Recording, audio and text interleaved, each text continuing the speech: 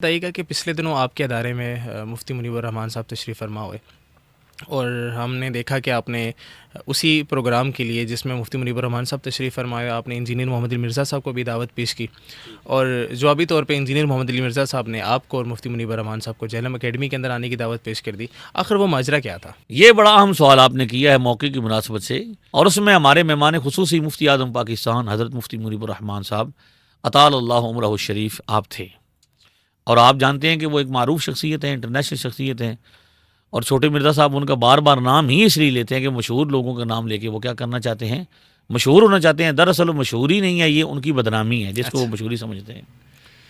تو ہم نے اس موقع پر مناسب سمجھا کہ اس ادارے کی طرف سے، میں اس ادارے کا شیخ الحدیث ہوں، اچھا، ماشاء اللہ۔ اور دارالفتاء بھی میرے ذمہ ہے، اچھا، تو فتویٰ لکھنا بھی میرا یہاں پہ کام ہے الحمدللہ۔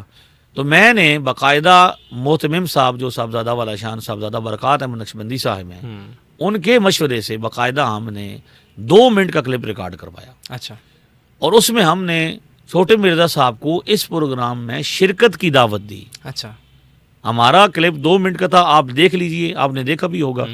ہم نے اس 2 منٹ کے کلپ میں ایک بار بھی لفظ مناظرہ کا استعمال نہیں کیا۔ اگر کوئی بندہ یا چھوٹے مرزا صاحب اس کلپ میں سے لفظ مناظرہ دکھا دیں تو جو چور کی سزا وہ ہماری سزا، جس طرح کی آپ سزا ہماری متعین کریں گے، ہم یہ پلیٹ فارم چھوڑ دیں گے۔ ہم نے ایک مرتبہ بھی اس میں لفظ مناظرہ کا استعمال نہیں کیا۔ در حقیقت وہ ایک دعوتی کلپ تھا کہ مرزا صاحب، چھوٹے مرزا صاحب کی بچپن کی خواہش تھی کہ وہ مفتی منیب الرحمان صاحب کے سامنے بیٹھنا چاہتے تھے۔ آپ مجھے بتائیں کہ مفتی اعظم پاکستان نے کبھی ان کو مناظرے کا چیلنج کیا ہے؟ نہیں۔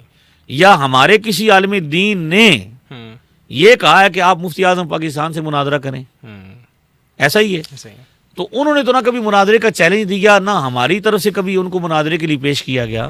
تو در حقیقت ہمارا وہ کیا تھا، کلپ تھا جس میں ہم یہ چاہتے تھے کہ مرزا صاحب آئیں، اور اس میں ہم نے واضح طور پر کہا کہ آپ تشریف لائیں، ہم آپ کو مفتی اعظم پاکستان کے سامنے بٹھائیں گے، اور اس کے بعد پھر دلائل، شرائط اور وقت طے کریں گے، اور مفتی اعظم پاکستان ہمارے منصف اعظم ہوں گے۔